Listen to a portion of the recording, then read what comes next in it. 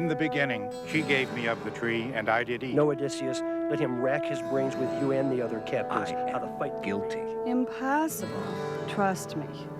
No one to weep for me, my friends. No wedding song. Amo verumque cano, Troiae qui primus laboris Italiam Dante ha fatto il pieno e per gli altri è rimasto ben poco, which means that Dante filled up. I was the more deceived. Confess that you were very bad to hurt my feelings.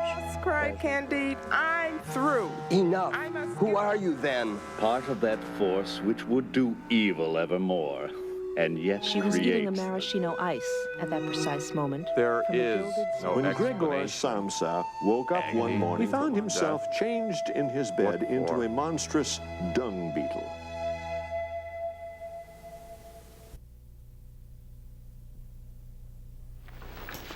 Good morning and welcome now to lesson 21. Boy, we're almost almost home. Today the Russians are coming. The Russians are coming. We're going to look in the first hour at Crime and Punishment by Dostoevsky, and in the second hour Tolstoy's Death of Ivan Ilyich. Nice light reading for you. You all came in looking somewhat shell-shocked. Let's start with Crime and Punishment. Dostoevsky, a realist novelist. We talked about that a little bit last time with Flaubert. And what we might find as an interesting starting point for discussion this morning is what it's like moving from Flaubert and the beautifully crafted novel, the novel of balances and parallels and structure. Remember that we talked last time about the beautiful structure in the agricultural fair scenes and all of that sort of stuff. And then you move to Crime and Punishment, and you're reading pages and pages and pages of drunks ranting. And talk to me about that movement from Flaubert to Dostoevsky. What was that like for you? You want to compare them? Yeah, Barbara. Well, to start, there's a lot of drama here, a lot of theatricality in Dostoevsky. I mean, the characters shudder, and they fall down, and you feel their feelings. I think more. I mean, it's set almost before you, and there's a lot more. I just feel there's a lot more drama and emotion that the author tells you.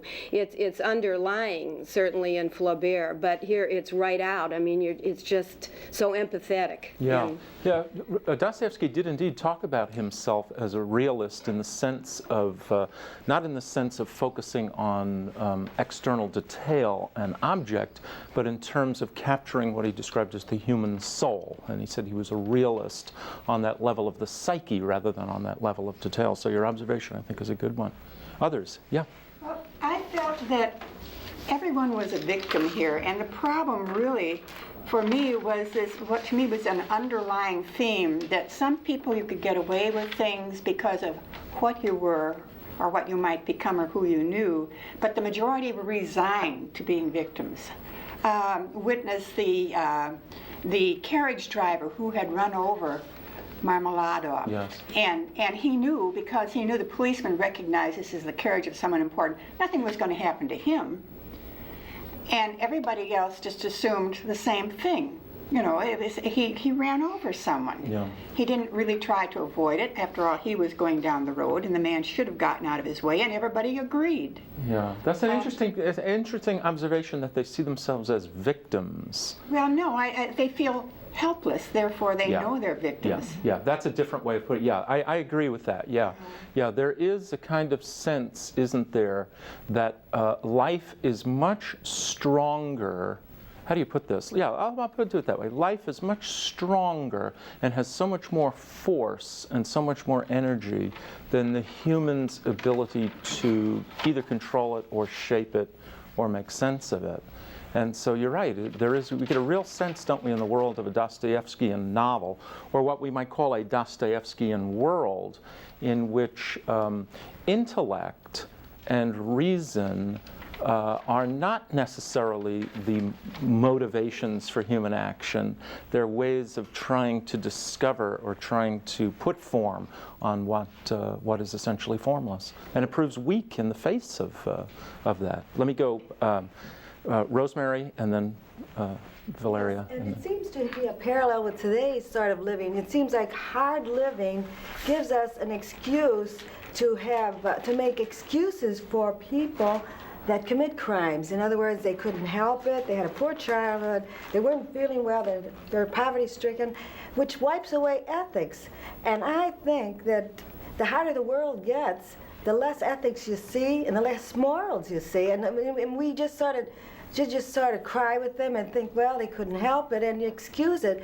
So what happens with good and evil, evil and good and bad and punishment and all that, it just sort of wipes away the slate. Well, you're right at one of the issues in this novel, aren't you? I mean, you've cut right to the core of what's essentially at the novel, and I'll return to it. Raskolnikov had this theory that there were extraordinary men and there were ordinary men. Right. And he thought the extraordinary men did a lot of good for men, kind of like Napoleon, that they could exceed the bounds of behavior.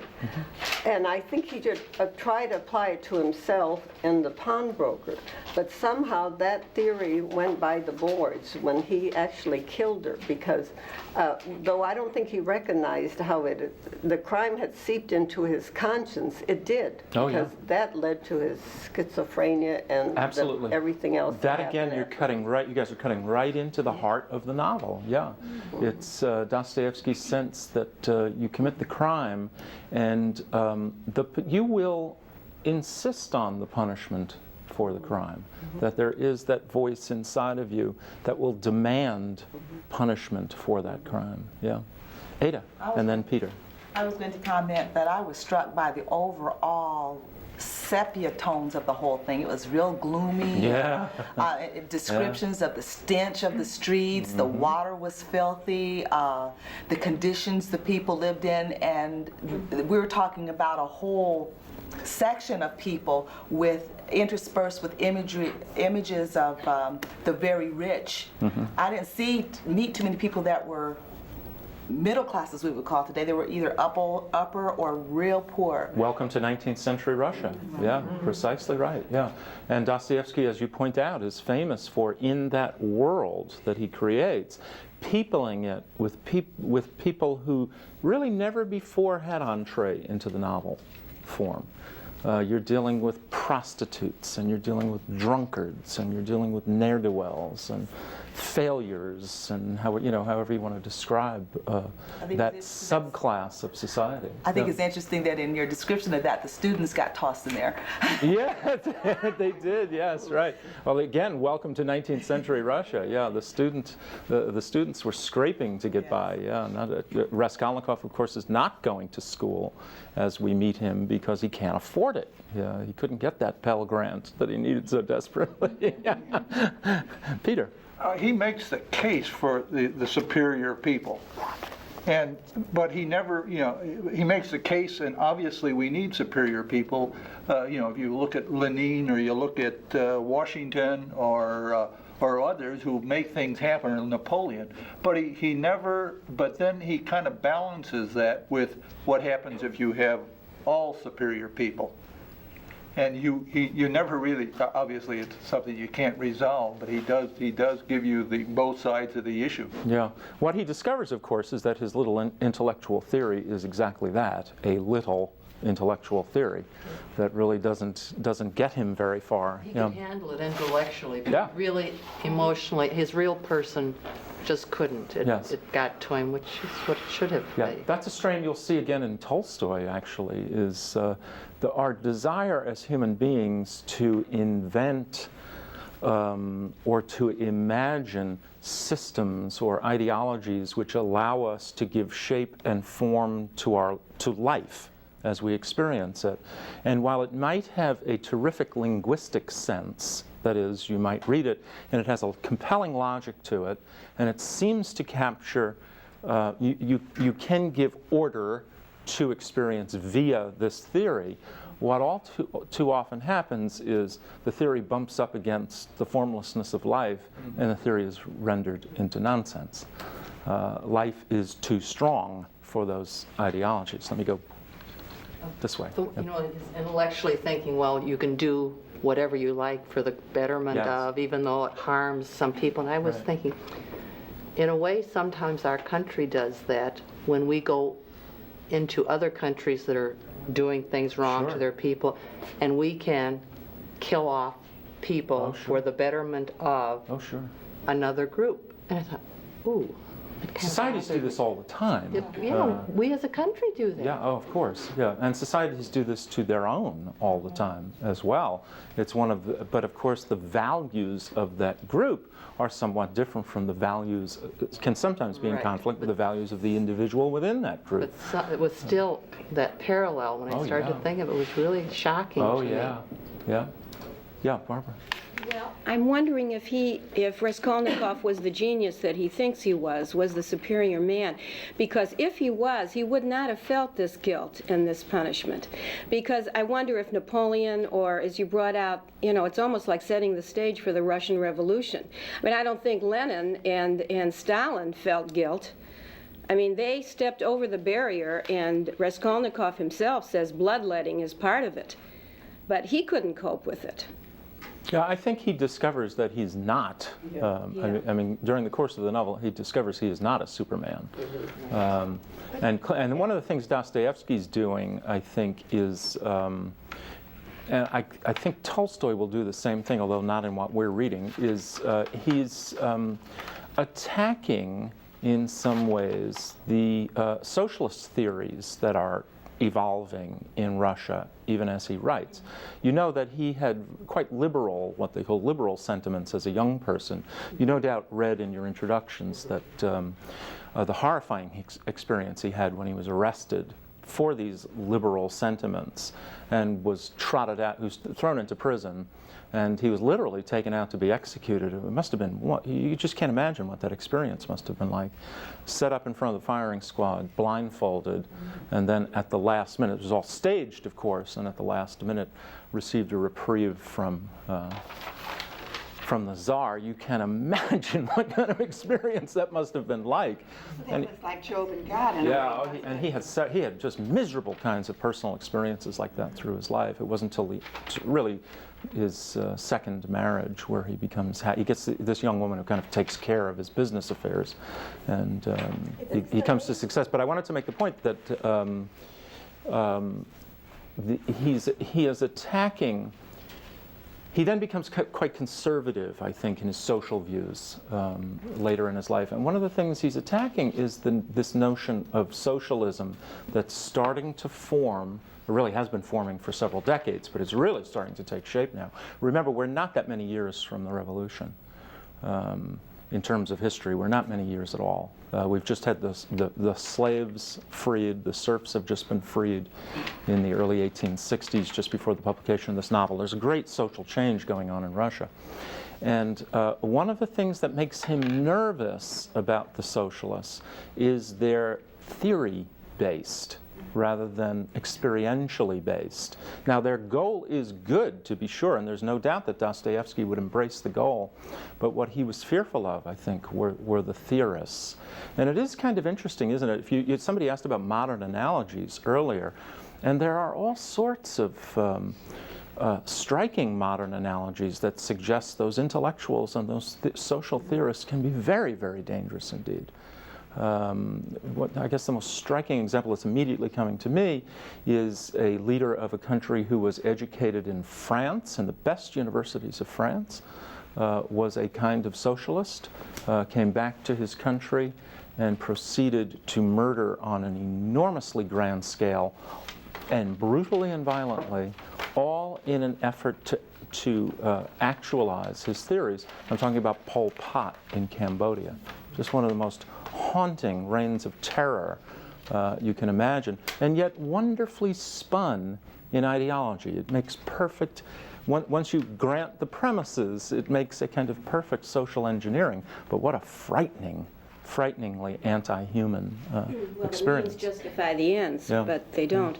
Let me see what he was saying.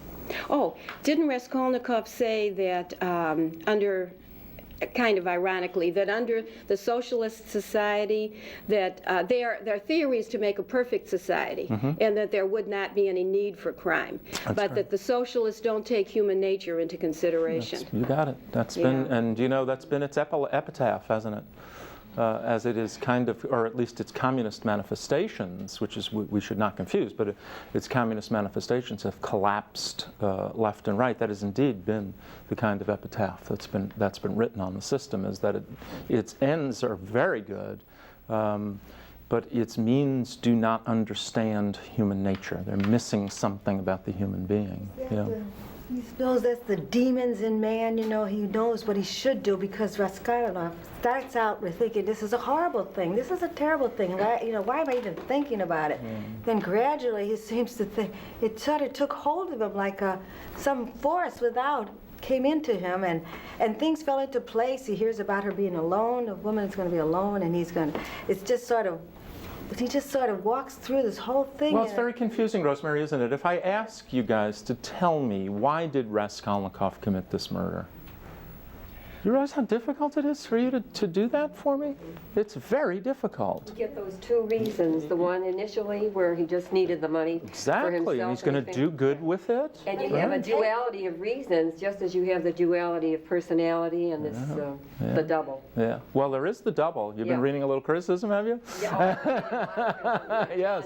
Yes, there is the double. Some of these things are, you know, from another planet. Yeah, Dostoevsky was fond of the double theory. Yeah. He didn't take the money, you know, that was his primary reason, and because he was a poor student, wanting to get ahead, he didn't take the money. You know, you wonder, well, why? What did he do? Walk into it like a dream? Was he? Well, in some ways, yes, he was in a kind of dream, wasn't he? But I want to stress this point of when we look for motive. Remember how you were all, with great enthusiasm, psychoanalyzing Emma Bovary. You know, really, and you could go back and here's the cause, here's the effect, boom, boom, boom, boom, boom, boom, boom, and you get into this novel, and it's woo-wee, is it getting really dark. It's getting really muddy. It's getting so much more difficult to find those well springs of human motivation that result especially in an action as unusual as the murder of the pawnbroker and her sister. Is he really all that different? I see him befuddled by the same problem that Emma had. In the sense that it's a romantic notion, a romantic dream? Maybe, but I'm thinking specifically that he is so self-absorbed. Oh, yes, yes, good for you. To the exclusion of consideration for anybody else or consideration for consequences. Yeah, good for you. He doesn't even, you know. Yeah, yeah. That's a very good point, isn't it? That he is utterly self-absorbed, isn't he? And it's not until, of course, one of the ideas of the novel, of course, is his resurrection via Sonia, via the humility and the love, in the best sense of that term, that he learns from Sonia. Don't miss the ironies of these things, of course, that he learns the highest virtues from those people that society thinks are most disreputable, and some of the most reputable people in the society are the most morally abhorrent in the novel. But it's not that simple either. If it were just that simple, then you'd be dealing with a kind of reversed coin where heads and tails would be easily seen. It's not. What ultimately happens is that things are not so stark, that they become a double, as you point out, that it's an admixture of qualities. Let's see, we'll go here. I'm glad you mentioned Sonia, because she's the one who was there at the very beginning to tell him to do what was right. Yes. However, through the whole book, so many things happened because the women supported the men. The sister being willing to marry someone she'd seen once, who was a member of a family who had been so terrible to her and her family. The mother who gave to her son so that she had nothing for herself. Then in the epilogue, at the very end, when they're trying him, they say, well, they make allowance for the fact that when he was a student, he was supporting another student, and when the man died, he supported the father and got him in the hospital and paid for his burial. I mean, he was spending the money others were sacrificing their lives for to do good for other people, But this doesn't show in the major work. It's at the end, like sort of an afterthought. Yeah, the epilogue But the is- women sacrifice tremendously for the men. Absolutely true. I mean, if you ever want to see the downtrodden condition of women in 19th century Russia, this will be the novel that will demonstrate it for you. At least some of the male characters have will. That is, they have will in the sense that they can exercise their energy on the world and get something. But the women are truly at the mercy of the men who surround them. Sacrificial. Yeah, absolutely true. And of course, Sonia becomes a kind of Beatrice, doesn't she? In the novel. And indeed, I have real trouble with the epilogue. I'm going to be out front with you about this. I think it is not terribly well prepared for. I think it's entirely too neat. Its thesis as a hammer. You know what I mean? There's no subtlety to it at all. I find it's just too rapid a conclusion. And we're to think that through his, obviously the lesson to be learned here is that through his suffering in this warfare, if I can go back to the idea of the devil, as he struggles between the Sonia in him, the meekness and the humility. And he does have that, doesn't he? His friend comments on what a good person he was. He's a good man. But on the other hand, he's got this incredible arrogance, this little theorist, this half-assed, if you'll excuse the expression, theory about supermen and the whole rest of humanity, which is just a nonsense idea. It's as if the Sonia in him is at war with the Svidrigailov in him, and of course, through this suffering, he learns love and humility, and at the end, we're to think that this fellow goes off into the sunset with the Sonia in him, But you have ascendant. to recognize the spirituality, the Russian Exactly. soul. I know. To me, it wasn't quick. It was natural to me. Yeah. This has been the debate about this novel, and you're absolutely right. Good for you for stressing the spirituality of this people. You are right. I mean, he does the same thing in Karamazov, doesn't he? If you've read Brothers Karamazov, which is an even more formless novel from my point of view, where there are whole glops of metaphysical speculation just kind of thrown into the novel. I think that I saw Sonia after a while as his conscience, almost an allegorical form of his conscience. And once he accepted that conscience, I mean, by allowing her to, accepting the fact that she was going to follow him to Siberia and everything, there was a little preparation there. You could have used about 50 more pages in between, though, for it to get worked out, because it does come, very fast. All of a sudden, he's talking to all the people, and, he's just, the reforms come too hard upon one another. But basically it's just a question of listening to his conscience for the first time in his life. You got here a 23-year-old student who would talk you to death if you gave him a chance. And, he's just beginning to open his eyes and see the world. And it's taken a lot of hard jolts to have him do that. Yeah. When I first read the novel, I totally agreed with you. I thought, boy, is this thing a Deus Ex Machina ending. This is just too rapid, too neat. And I thought, boy, knowing Dostoevsky as I kind of did as an undergraduate just from classes, I thought, I know what it was. He had to get this sucker finished. You know how he was constantly writing under these incredible deadlines, Well, as it turns out, the notebooks reveal that he played with any number of different endings for this novel. That he wasn't just writing under the gun. I don't know how he produced the way he did, but he somehow did it. But the notebooks suggest that he toyed with the idea of having Raskolnikov put a gun to his head and shoot himself. What a 20th century ending that would have been. Huh? What a different ending that would have been.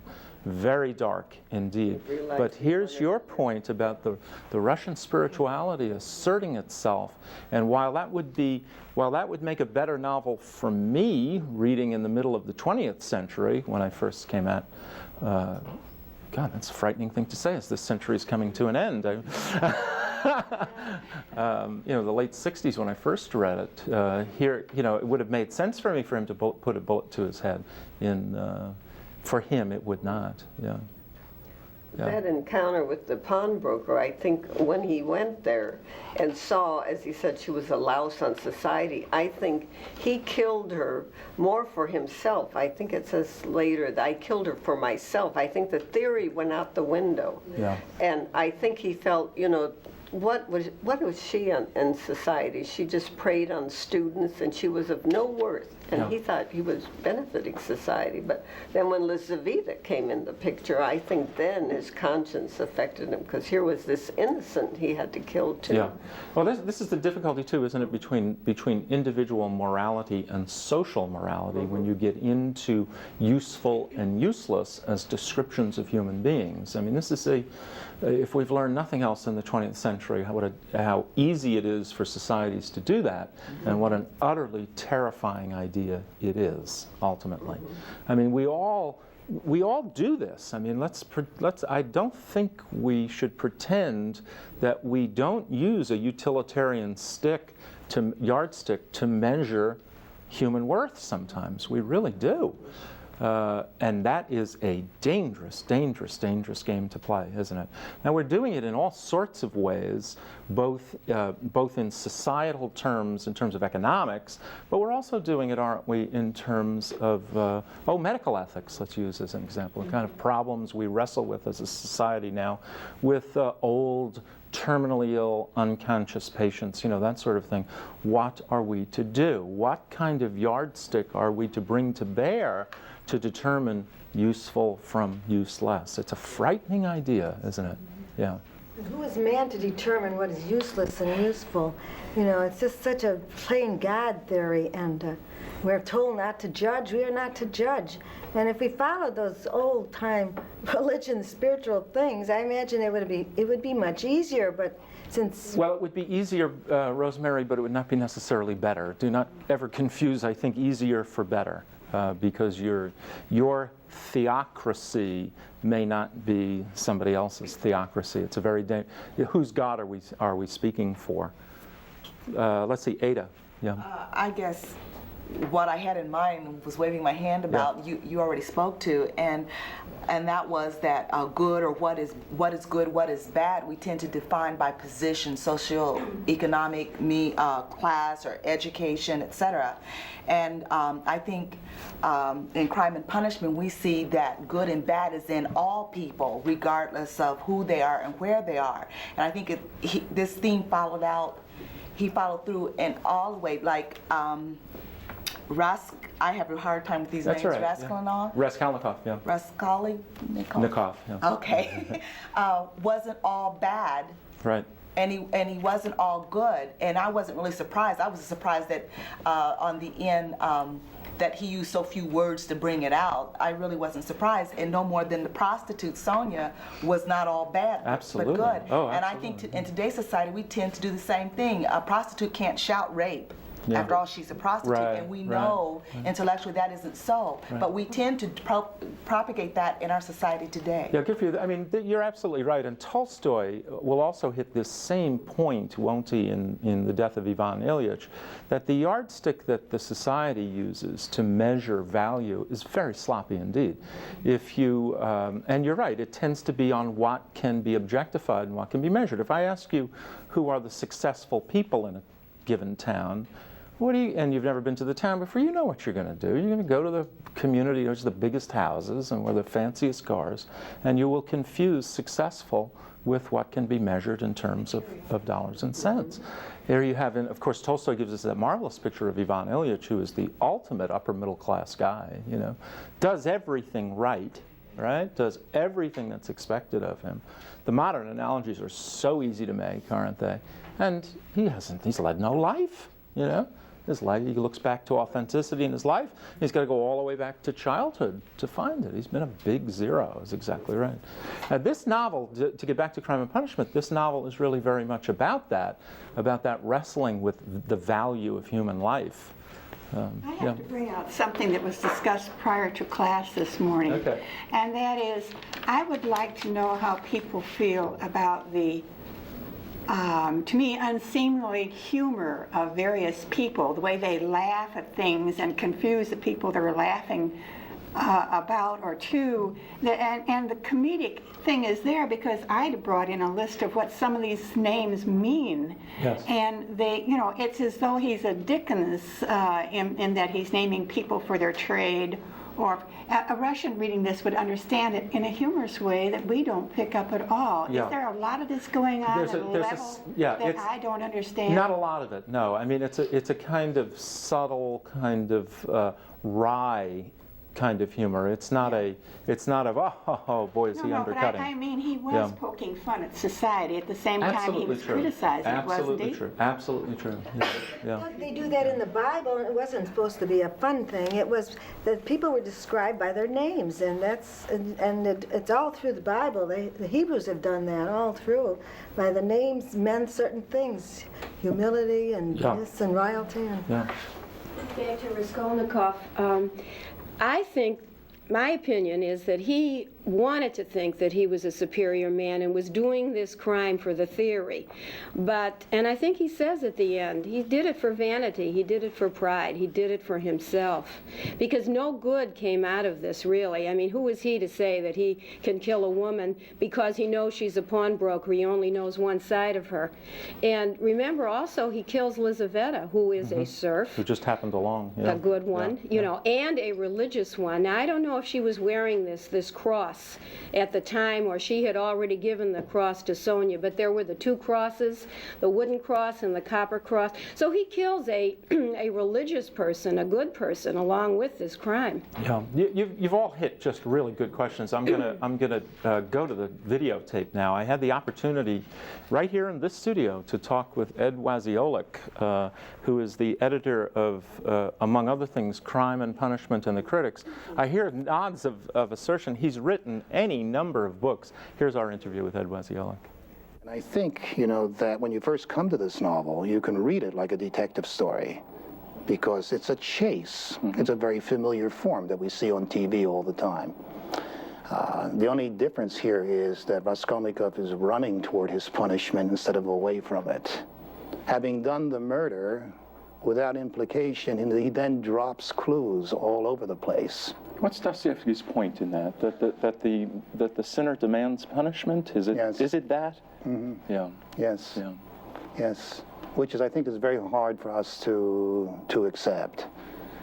Yes, in a modern, yes, it's hard for us to understand indeed, because there are so many examples of sociopaths who do not have that inner voice which demands punishment, and we see so many examples of it in the 20th century that the very notion seems romantic. It is, but I think we have to make a distinction here that is Dostoevsky saying that everybody has this inner voice, or is he saying that everybody should have this inner voice? It's probably the latter. It's probably the latter. Yeah. And in one sense, it's not so different from going all the way back to the Greeks, because the Raskolnikov seeking punishment is related, I think, to learning from suffering. So it's a familiar idea with a modern twist. Why do we have to suffer? Well, there are lots of reasons why we have to suffer. First of all, Raskolnikov begins, I think, with the arrogance of youth and the arrogance of an intellectual. How do you get out of that arrogance and out of that prison? By personal suffering. Because looking at suffering or collective suffering is always abstract. It's a kind of fire, I think, that burns away perhaps the prison of the self. And he fights against it. Yes, he does. He resists it all the way through. All the way through. Yeah. To Until the end. Yeah. Almost to the end. Yeah. And perhaps even to the end. Yeah. I know what you're going to come to now, and that's the problematic. The problematic epilogue. Yeah, it truly is troublesome. It is very neat. I think what's troublesome about it, it's not troublesome that Raskolnikov should have come to a recognition by way of suffering and by way of the intercession of Sonia, who is an interesting character in herself, to the fact that he had been wrong, to a kind of rebirth of some kind. A rebirth from the callous, young intellectual that he was. That, I think, is done very, very well, and it's done with a psychological probability because it's done slowly, and it's done with the whole drama of resistance on his part. And you may know, and it is interesting that in the notebooks, he himself experimented with 2 or 3 different endings. And on at least 2 occasions, he was going to end the novel. And by experimentation, he actually writes out the scene with Raskolnikov putting a bullet through his head. I know, yeah. And maybe that would have been a better ending, because... well, it certainly would have been a darker ending. It would have been a darker ending, yes. Or another ending that he experimented with is that he'd been brought to rebirth, and there's the promise of continuing rebirth. I think what offends us is the rapidity of the ending. Yes, it's very, exactly. You know, the falling in prison at Sonya's knees and so forth. Yes. And I would be hard put to defend that. Yeah. What does he learn from Sonya? Is it a lack of ego, a kind of meekness, a kind of submissiveness? Is that burned out of him in the prison experience? He learns a different kind of freedom, because in one sense, the chief idea of this novel is freedom. Yeah. A couple of years before Crime and Punishment, he wrote Notes from the Underground, which is a magnificent short work. And the premise of that is, and it's a premise that haunted Dostoevsky all the way through his career. And there's a famous line in The Brothers Karamazov that Jean-Paul Sartre, the French existentialist, said was the greatest line ever written in world literature. What is the line? The line is, now this comes from The Brothers Karamazov, but what I'm saying is it's already implied in Crime and Punishment. What is the greatest line ever expressed in world literature? By a famous French philosopher. It's, if God doesn't exist, or if there is no God, all is permitted. And it is a walloping line. It sure is. All is permitted. Everything is permitted.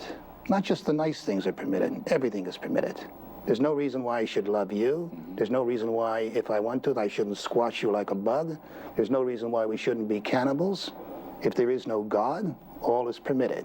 You can exclaim, well, all isn't permitted. You know, there's the police. And Dostoevsky would say precisely. In other words, the only way that things are not permitted is by a countervailing force. Now you say, well, there's conscience. And Dostoevsky would say, yes, that's because you have silently said God does exist. So he poses this question in a very extreme fashion. And that's a premise, I think, that you find in Crime and Punishment, because Raskolnikov is saying, I can do anything. I can kill a useless pawnbroker. But the very fact that he calls her a useless pawnbroker shows, because the implication would be that you could also kill a useful pawnbroker or a nice person. That's right. It shows a kind of a germ of justification there on his part. Yeah. And what he discovers is that he doesn't have this kind of freedom, or that it's a false freedom. And Sonya represents a true freedom. Why a true freedom? Why a true freedom? And this is a very difficult and very, very Russian concept, because in the West, freedom for us is always the ability to do one's will. Yes. That's what we mean by freedom. And Sonya is the opposite. Is the opposite. Yeah. And this is you find this not only in Crime and Punishment, you find it in Tolstoy, and you find it in Russian thought and so forth, that there is another kind of freedom. And the other kind of freedom is not the freedom to exercise your will, but the freedom to expand inside. And that is a kind of freedom. That you become, the things that are keeping you small inside dissolve, and you become big and presumably even universal. It is freedom in the sense of something being released inside of you. We can recognize that concept as a freedom, of something being, of obstacles being pushed away, of one's being become larger and more expansive. That's what Sonya does. How does she do it? She does it by exactly the opposite way, accepting. First of all, Raskolnikov. Raskolnikov is a murderer. He expects to be hated if people find out about it. And in that magnificent confession with Sonya, he expects to be condemned by her. At one point, he even looks up and there's hatred on his face, right at the moment that he's going to confess, because he feels that he's going to get hatred from her, so he gets the hatred first. But he doesn't see. All he sees is a face that is willing to accept him. Not to accept the deed, but to accept him in his totality.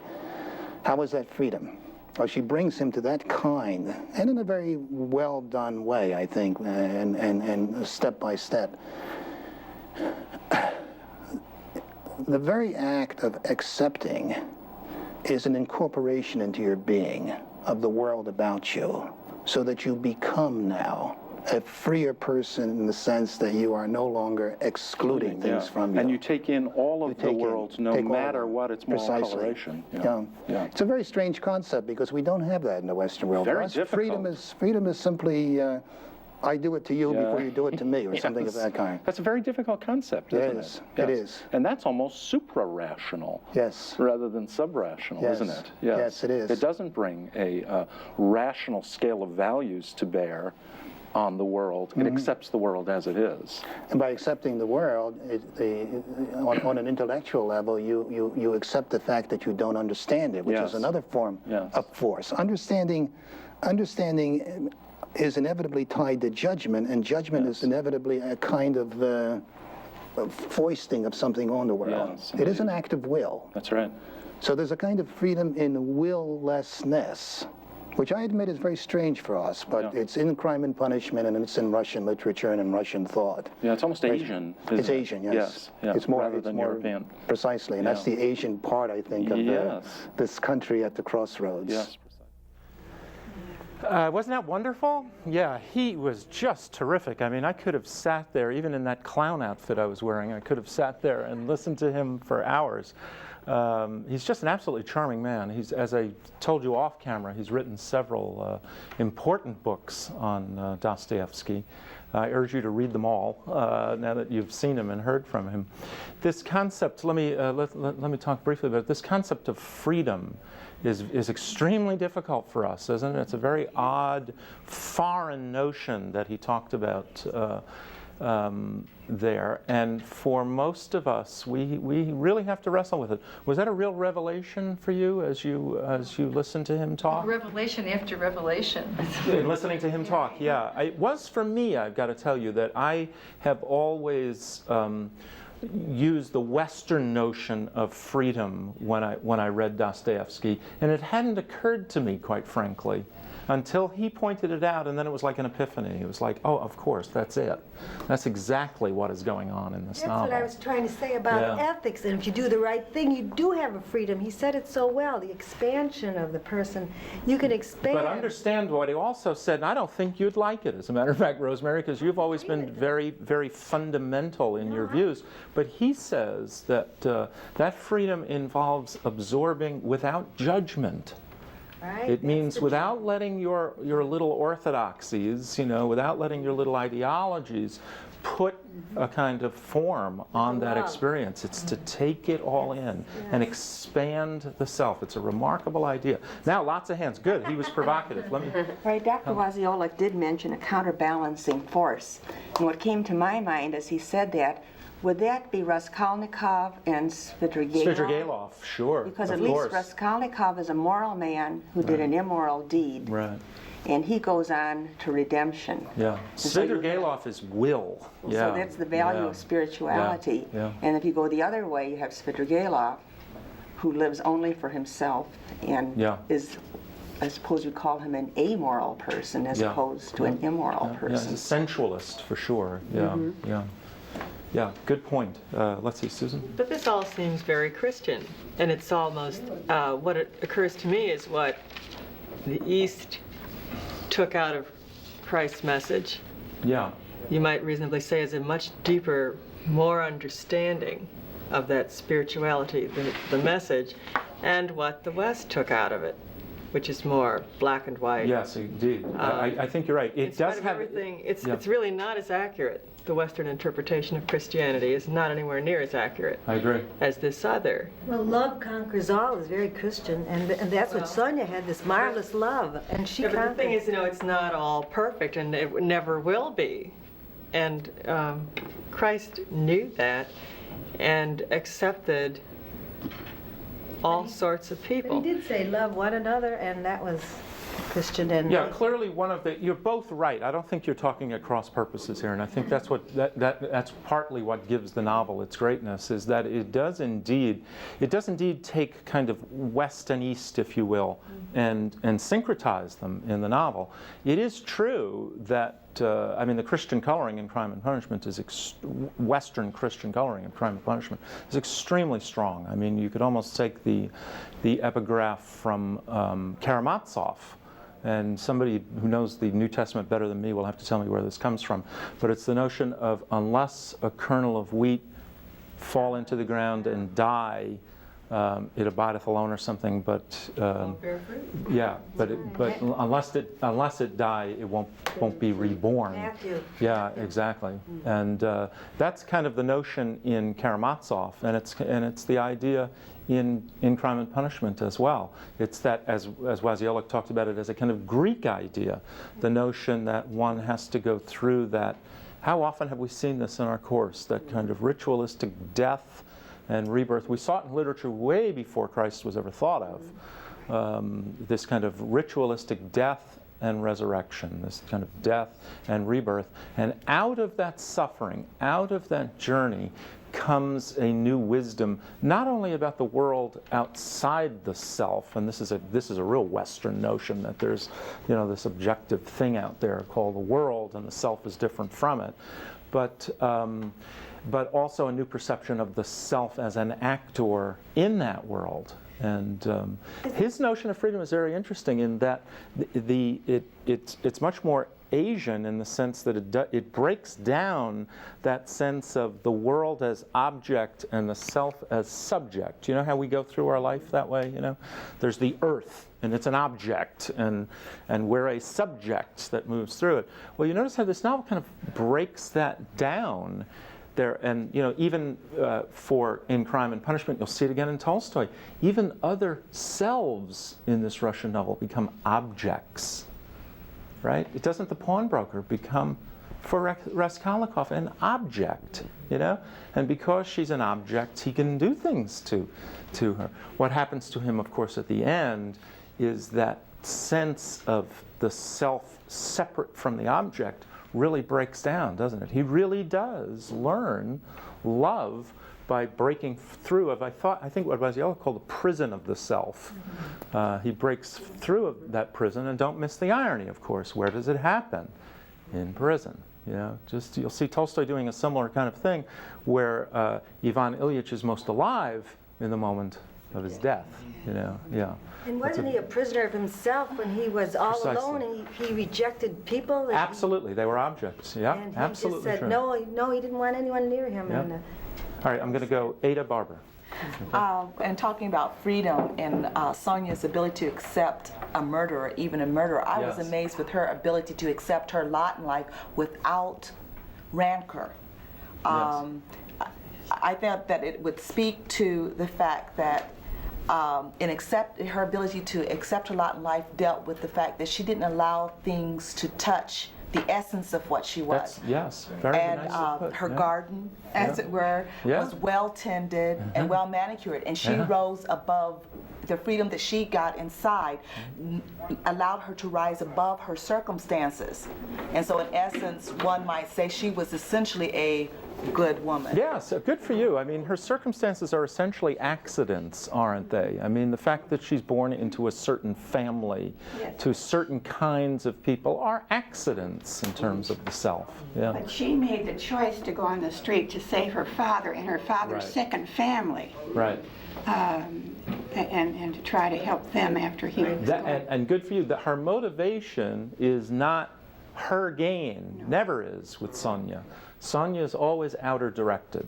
Sonia. Her torment was her salvation, I think. Yes, indeed.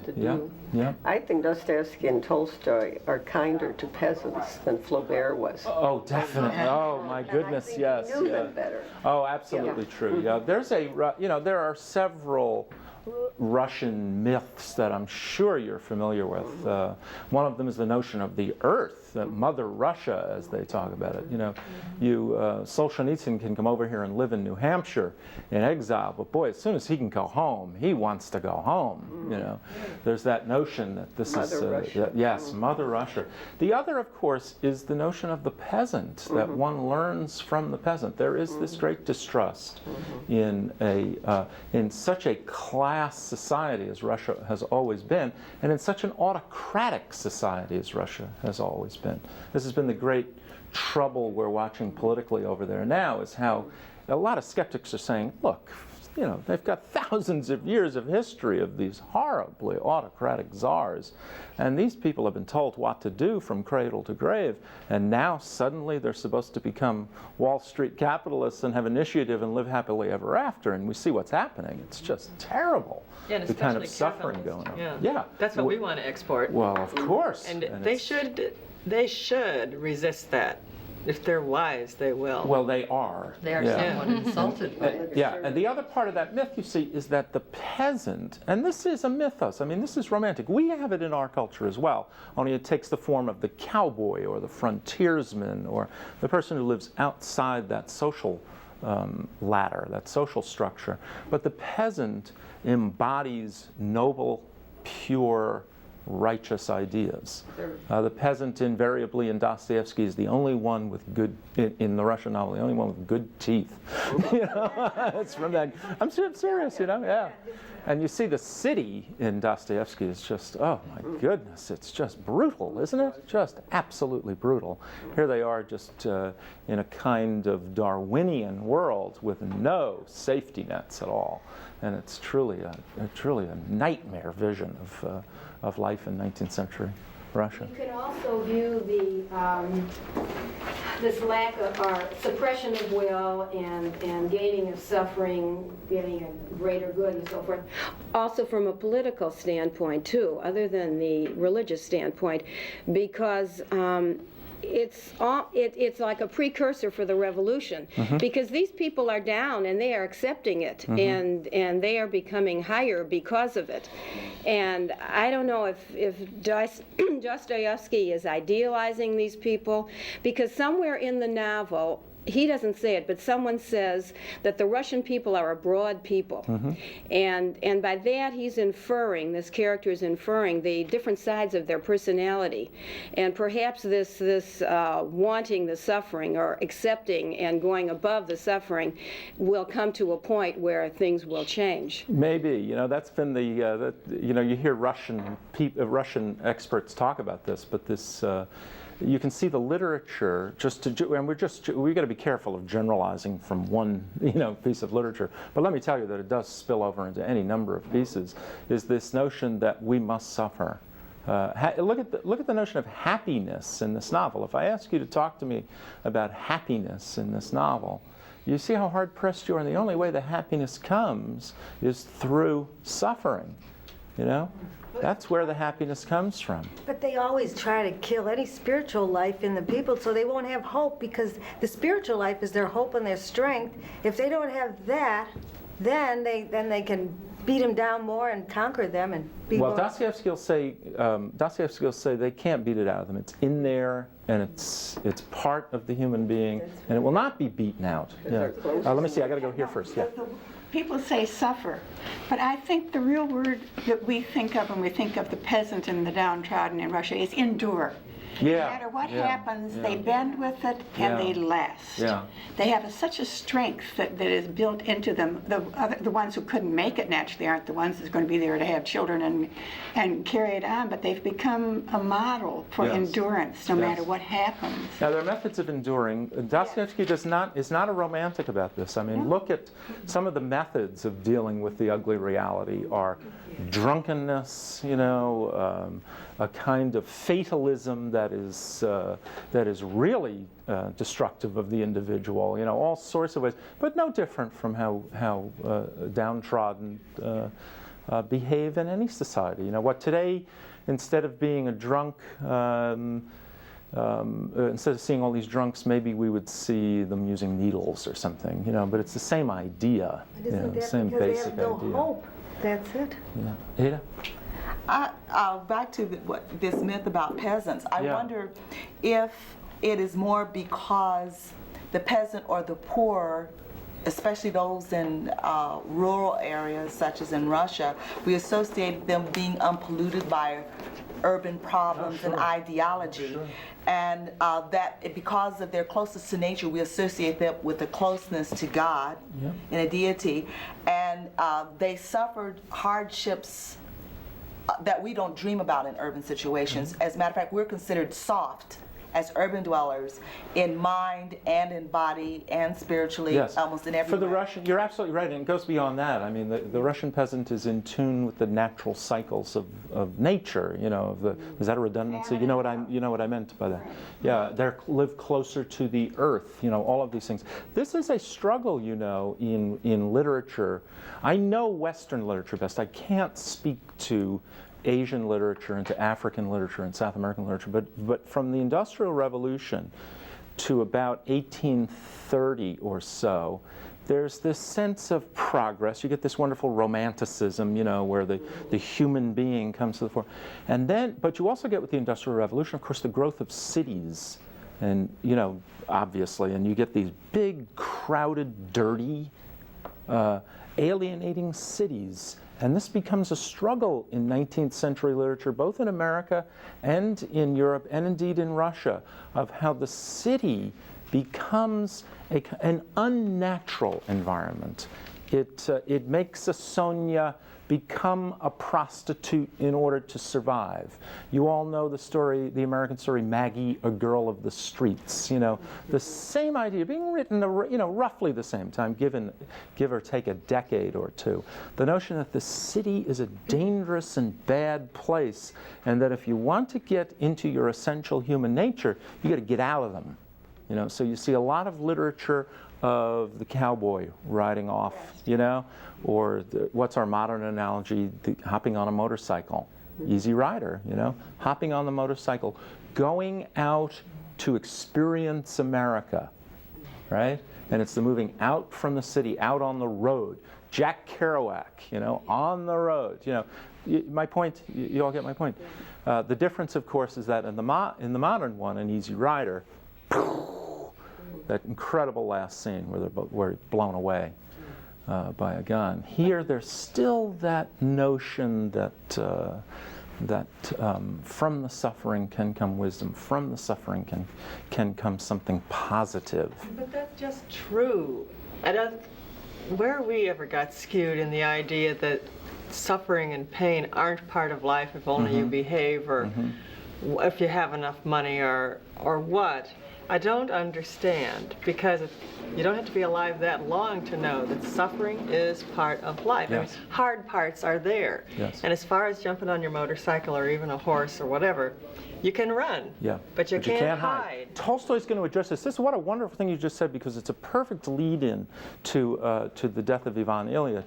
His friends, you'll notice that, the isolation that Ivan Ilyich experiences through the death process, something you're all familiar with. I mean, this has become ritualized in our society now. And indeed, it's this pleasure-pain thing that has so ritualized societal interaction. I do not want to share your pain, Susan, so I'm going to keep my dealings with you on an utterly superficial and social level. How are you, Susan? And you're going to say, fine. If I say to you, how are you, one day, and you tell me about all your woes, I guarantee you the next time you're not going to hear, how are you, Susan?